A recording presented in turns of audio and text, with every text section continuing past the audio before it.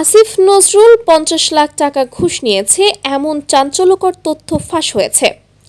আসিফ নজরুলের বিরুদ্ধে বিচারকের কাছ থেকে ৫০ লাখ টাকা ঘুষ নেওয়ার অভিযোগের তদন্ত করছেন আসিফ নজরুল নিজেই।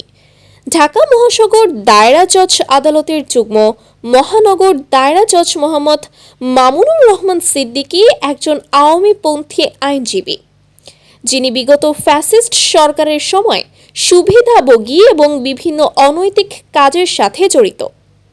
সঙ্গত কারণেই তার চাকরি যাবার কথা, কিন্তু হাসিনার পতনের পরেও তিনি স্বপদে বহাল থাকায় আইনজীবীদের মাঝে বিরূপ প্রতিক্রিয়া দেখা দেয়।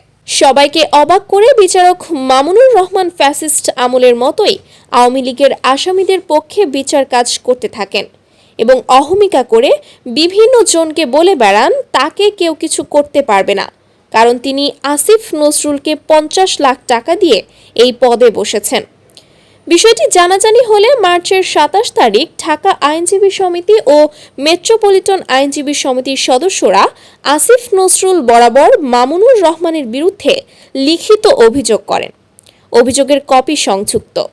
আসিফ নজরুলের মন্ত্রণালয় অভিযোগের ১ মাস পর অর্থাৎ ২৩ এপ্রিল ২০২৫ তারিখে মোহাম্মদ মামুনুর রহমান সিদ্দিকীকে কারণ দর্শনের নোটিশ দেন।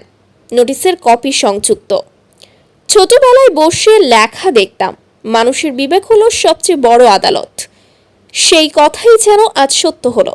বিবেকবান আসিফ সার নিজেই আদালত বসিয়েছেন নিজের বিচারের।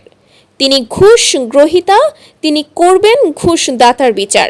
কি হাস্যকর!